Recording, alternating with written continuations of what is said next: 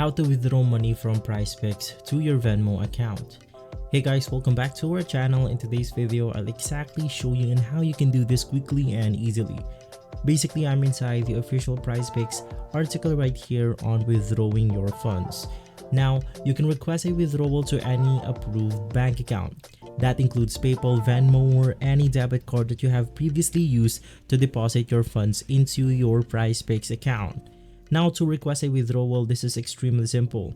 You want to navigate through the menu located on the top left corner of the PrizePicks application on your mobile devices.